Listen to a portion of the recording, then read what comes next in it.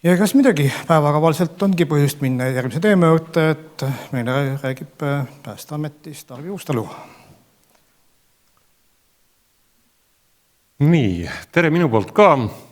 Tulen natukene kaugemalt, tulen Tartust, aga selle kandiga on ka väiksed sidemed on olemas, et isa on pärit ka Lääne-Virumaalt, praegu küll juba mulla all, aga Mõõdriku kandist, nii et geneetilised sidemed on täitsa olemas ja juba see seminari algus siin on olnud minu jaoks ka nii huvitav ja inspireeriv ja selles mõttes on mul väga suur au teie ees siin esineda ja tänan väga Peepu, kes mulle selle ettepaneku tegi. Ja minu tegevuspiirkond on siis Lõuna-Eesti 6 maakonda ja olen ennetusbüroo juhataja Päästeametis.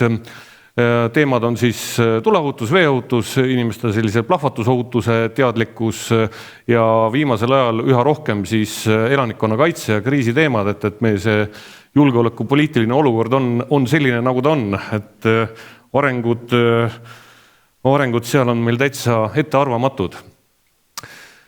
Minu struktuuriüksuse ülesanne siis on see, et valmistada inimesed ette selleks kriisiolukorraks, et inimeste selline, põhimõtteliselt, et nad igasuguse kriisiga hakkama saaks. Ja me ei räägi siin ainult tsiviilkriisidest, räägime ka võimalikust sõjalisest kriisist.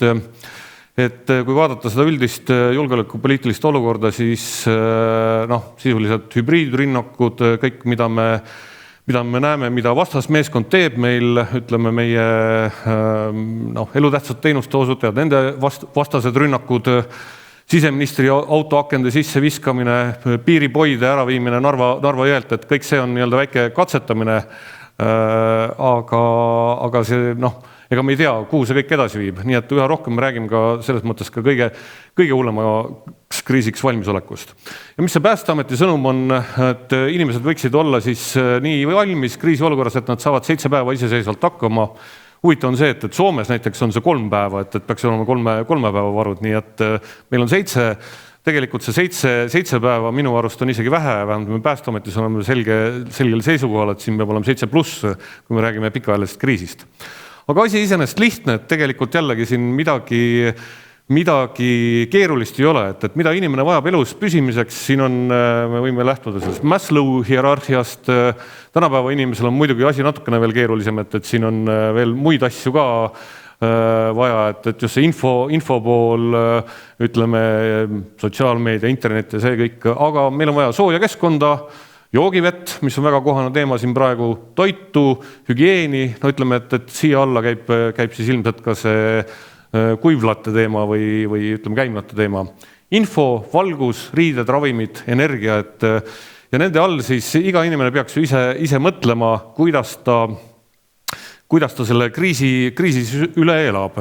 Ma hiljem näitan siis ka, et me valmistasime siin ette, et ma pidasin samasuguse ettekande hiljuti paar päeva tagasi Lõuna Päästekeskuse staabireservi liikmetele, et kuidas nende valmisolekut siis suurendada ja tõin nii-öelda enda näite, et teen sellest siis ka mõned väljavõtted oma kriisiplaanist, mis puudutab siis joogivett ja käimlamajandust.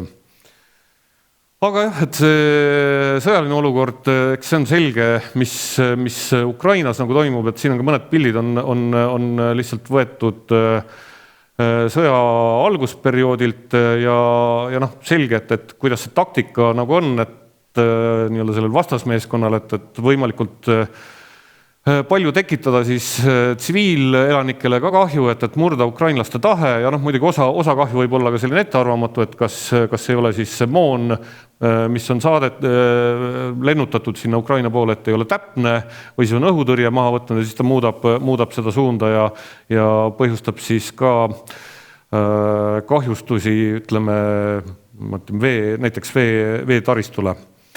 Aga on näha jah, et kuidas kogu see veemajandus käib, kuidas toidu valmistamine käib, et ka kortermajade ees tehakse toitu päris algelistel meetoditel.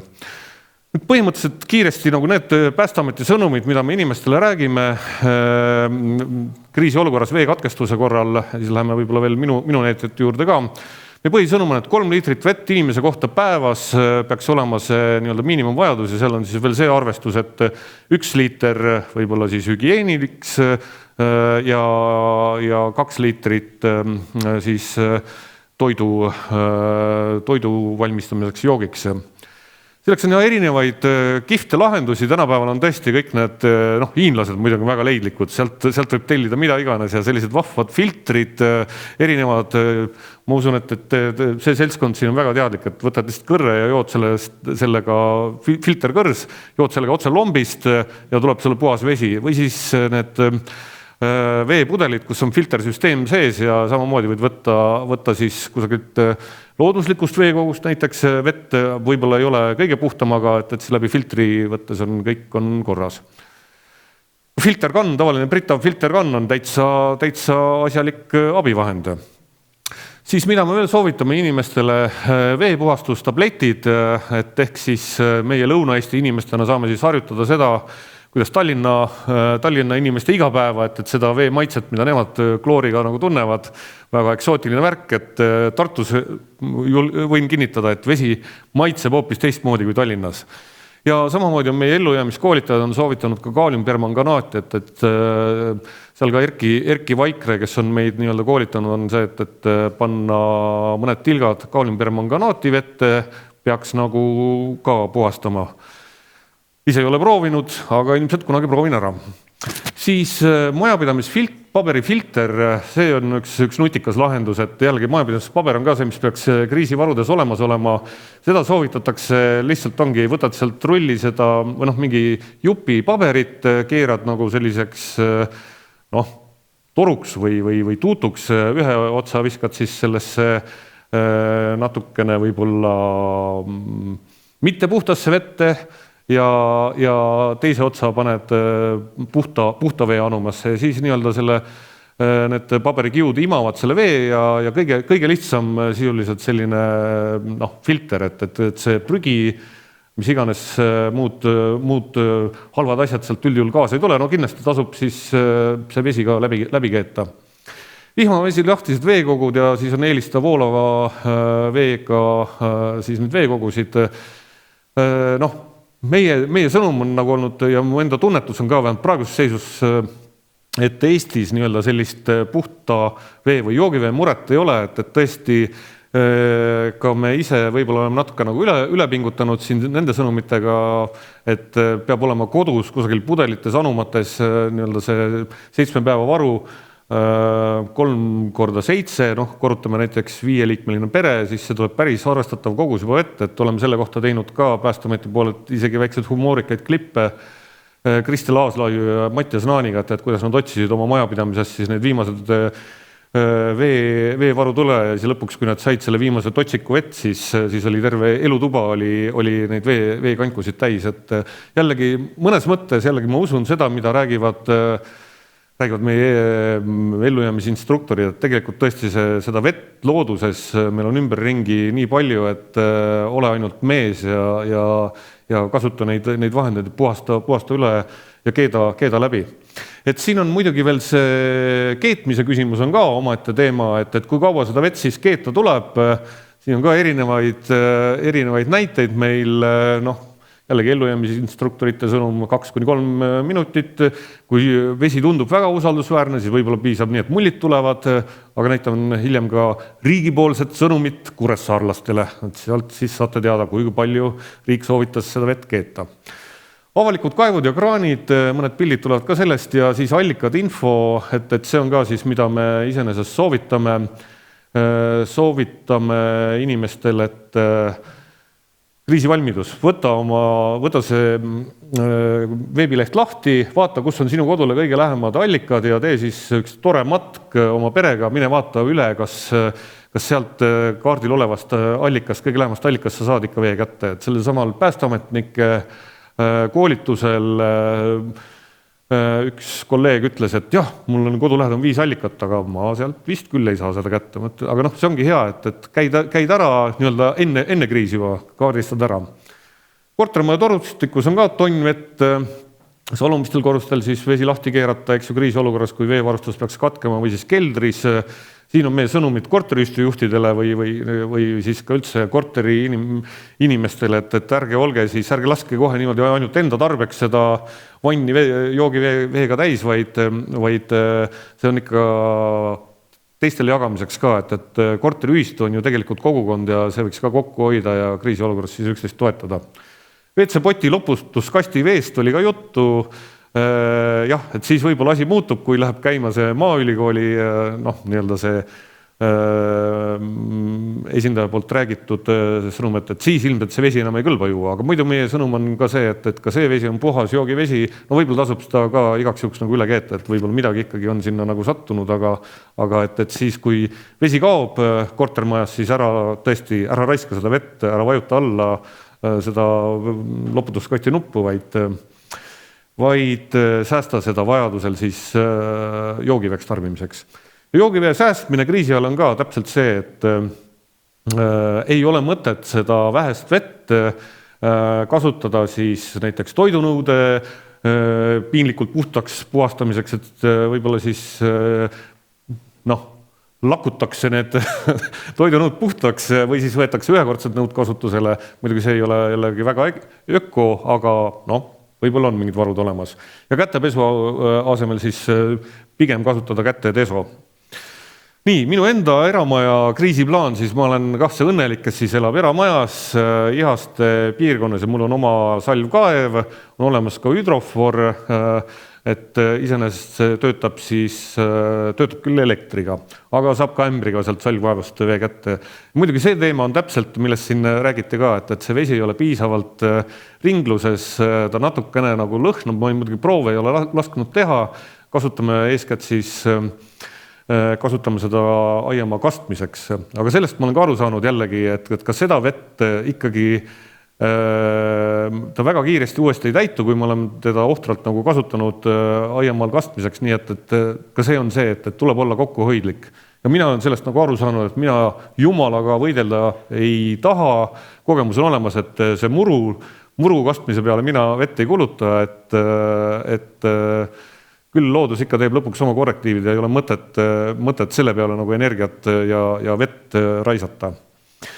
Samamoodi, ja see salvkaevu lugu on veel selline, et mul hiljuti käisid Tartu veevärgi esindajad käisid seda veemõõtjat üle kontrollima, siis nad avastasid, et mu süsteem on selline, et ma saan tegelikult seda kaevu vett ka ühendada enda maja veetorustikku otse ja siis asi tipnes sellega, et mulle pandi sinna plomm peale, et seda mitte teha, et ma tegelikult ka seda reaalselt ei kasutanud, aga varuvariandina ta oli olemas ja tegelikult kriisiolukorras jällegi ega vist midagi lihtsamat ei ole, kui tõesti Tartu vesi mulle seda vett kriisiolukorras ei suuda tagada, siis mul on olemas tangid, naksti läbi ja siis ma saan ikkagi selle vee kaevust lülitada enda majapidamisse.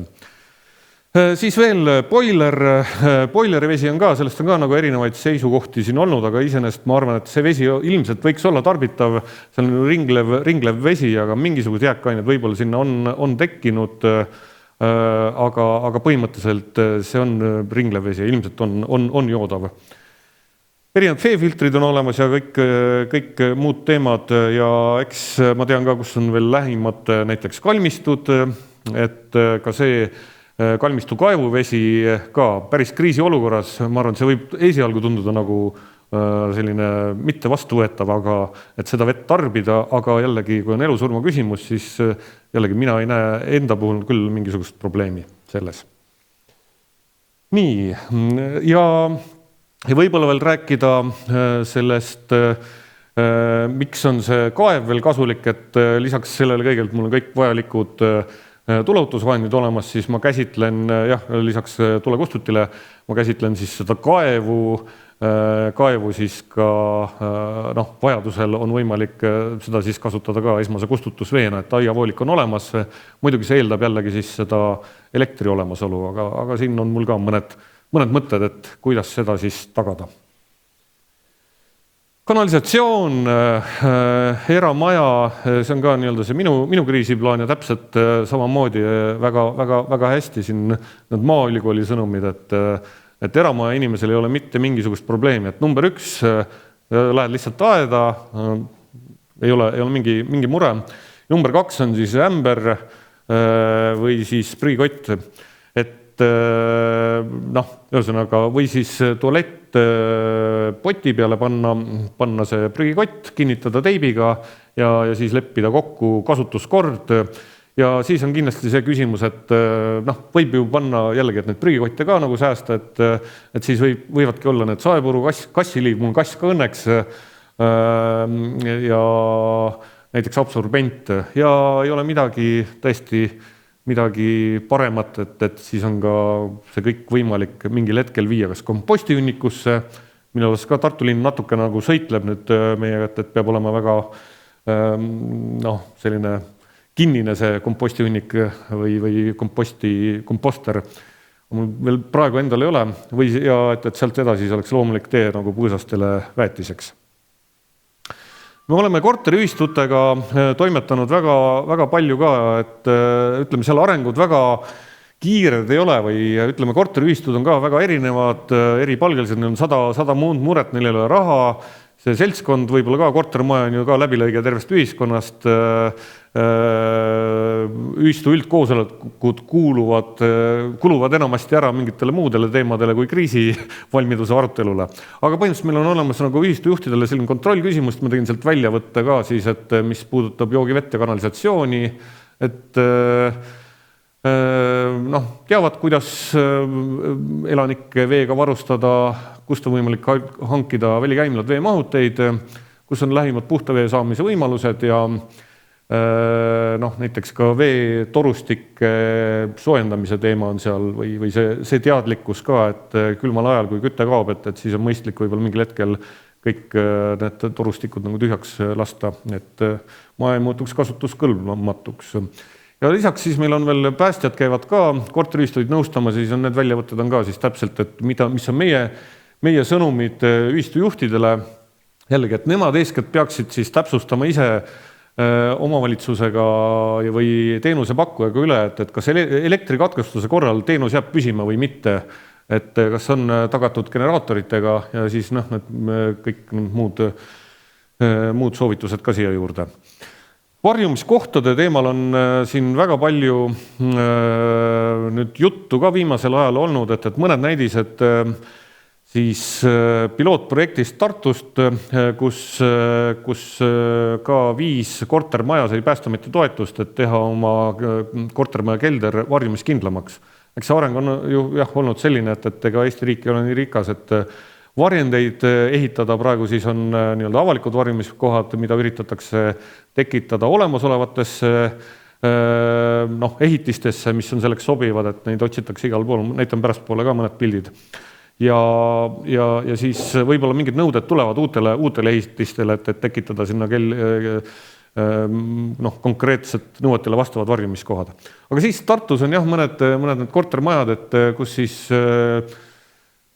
toestati, remonditi, tehti erinevaid lahendusi, et siis on ka need kuivkäimlate versioonid siin toodud, on ühes kohas hangiti selline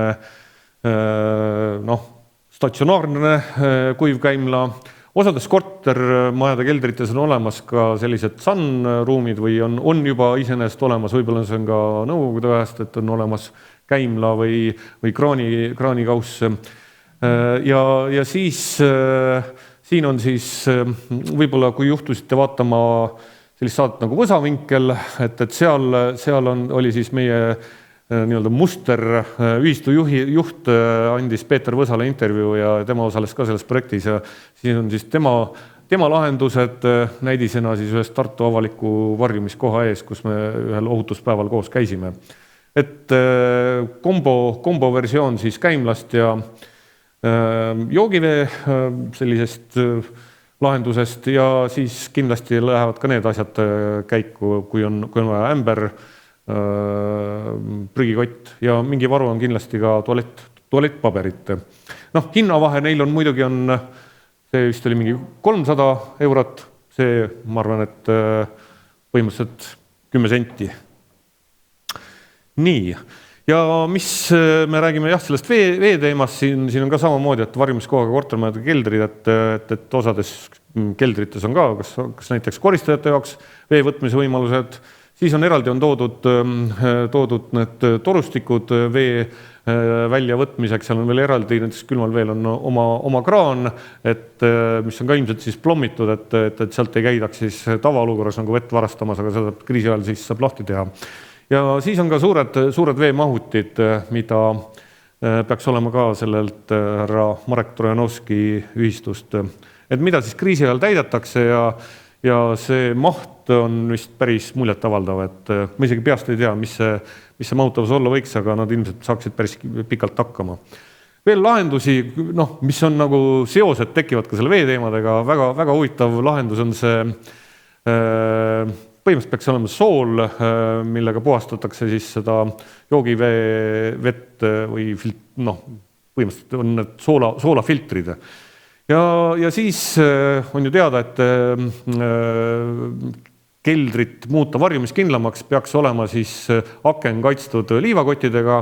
Nende puhul on veel lahendus see, et nad hankisid pikalt ette juba terve aasta või isegi pikema aja soolavarud ja need kotid on siis põhimõtteliselt kasutatavad ka siis akna kindlustamiseks, et selline kriisiplaan, et päris andekas, mitme otstarbeline kasutus.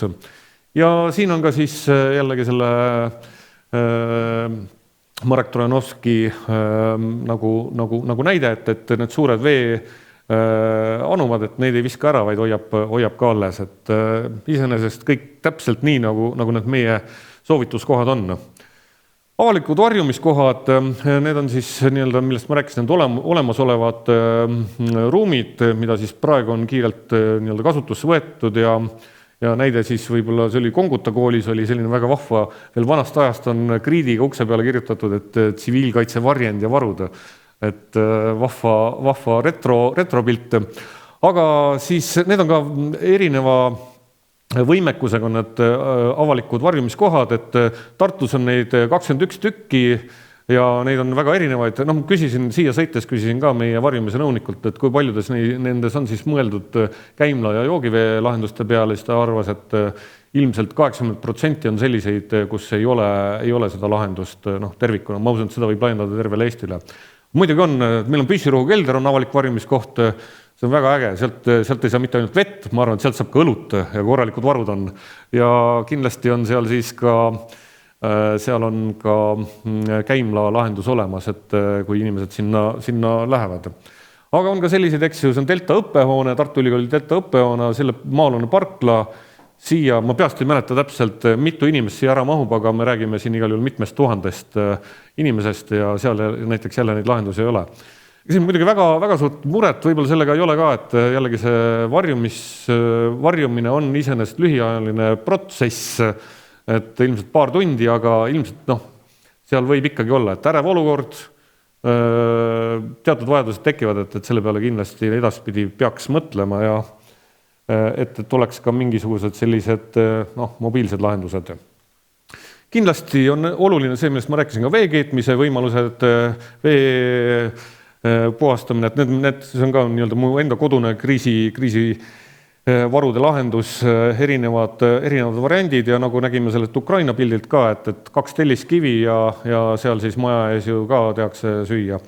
Et lisaks nendele mul endal on veel ka hiljuti oli võimalus käia naisega Sri Lankal ja siis ma sain sealt, võtsin kaasa sellise kohalikust poest leitud pliidiraua mobiilse, väga mõnus asi, kasutanud veel ei ole, maksis 460, aga see oli kohalikus rahas, et selle tegelik maksumus Eesti rahas või eurodes on kusagil 1,50 ja väga kihvt asi, et see on ka täpselt samamoodi igas kohas võimalik kaasa võtta, ei võta üldse ruumi ja et siis saab vaadata. Ja lisaks, mis mul endal veel on olemas, on autosigareti süütajast kasutatav veekeedupulk.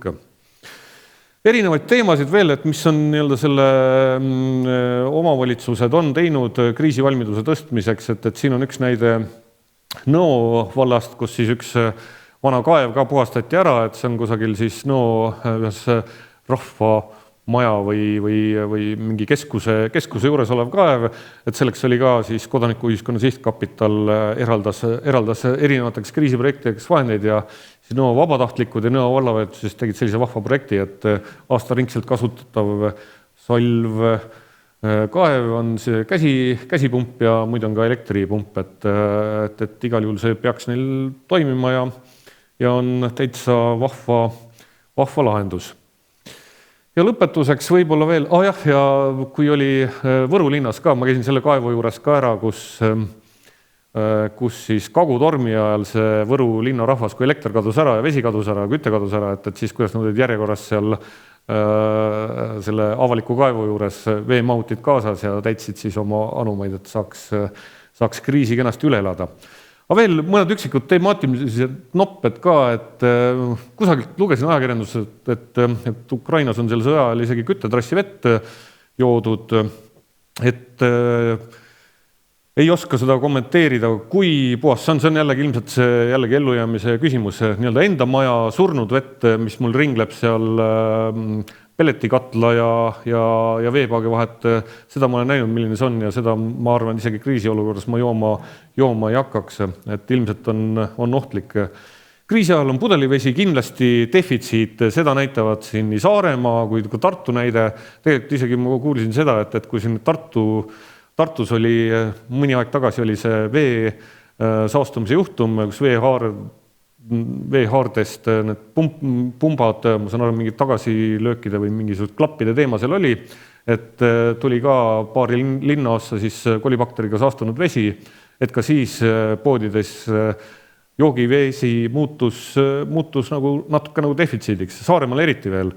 Ja ega ütleme, see ongi inimese harjumus ongi see, et kui kriis on nagu käega katsutav või juba kohal, et siis kiiresti minnakse poodi ja otsetakse varusid. Seda me nägime väga hästi ka WC-paberi osas COVID-i alguses, et see muutus, letid olid tühjad WC-paberist. Veeveeettevõtetes üldjuhul on generaatorid, see olukord läheb järjest paremaks ja on ka mobiilseid veemahuteid, nii et see, et kriisiolukorras tagada seda vett, ilmselt see võimekus järjest paraneb. On ka konkreetne näide teada, uurisime kriisibüroost järgi, et Viljandi vald näiteks hankis endale ka kriisiks väikse välikäimlate varu, need putkad. Ja üks teema siia juurde veel, et need nõuded riigi poolt ka selles mõttes nagu natukene karmistavad lähiajal, et hädaolukorra seaduse liinis muutuvad sellest sügisest kõigi kohalike omavalitsuste nii vee kui kanalisatsiooni ettevõtted muutuvad elutähtsad teenuse osutajaks, neil tekib nagu see kohustus, et peavad siis riski hindama ja kriisiplaani ka tegema. Ja lõpetuseks viimane näide siin e-alarm, see on ka see uus võimalus, mida riik saab kasutada siis oma kodanikega suhtlemiseks, et saata ohuteavitus SMS-i teel, et siin on siis näide, kuidas seda kasutati Kuressaare joogivee kriisi ajal. Ja siin on siis Terviseameti soovitus vett keeta 10 minutit, nii et vaadake siis. Meie sõnum on see, kriisis kuula riiki, 10 minutit tuleb vett keeta. Ja viimased punktid lihtsalt erinevad teemad, see on nagu nii-öelda isiklik kriisiplaan, mida riigikaitselisel ametikohal olev inimene peaks täitma ja siin on kindlasti on siis joogivesi, kanalisatsioon on ka viimased teemad.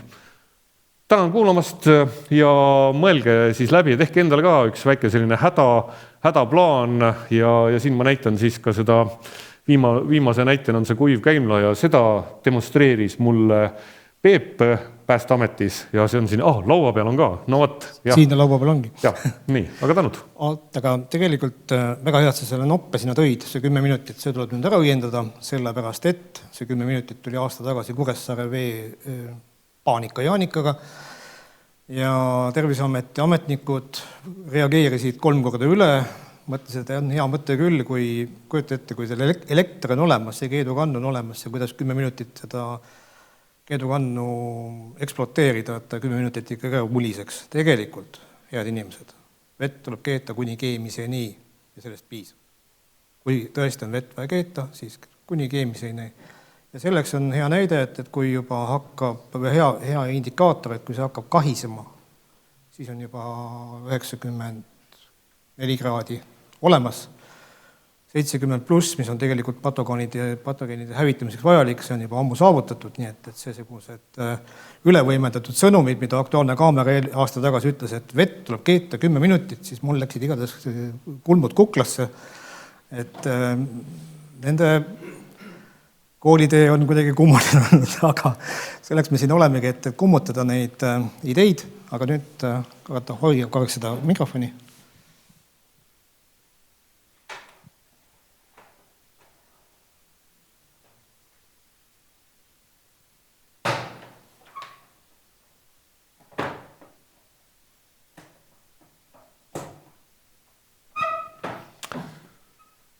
Peep tuli mingisugusel hetkel, ma arvan, see võis olla umbes aasta tagasi Päästeametisse, palus kohtumist ja minu jaoks oli tõesti ka esimest korda siis sellise ägeda lahenduse nägemine, et katsetasime ära, istusin peal,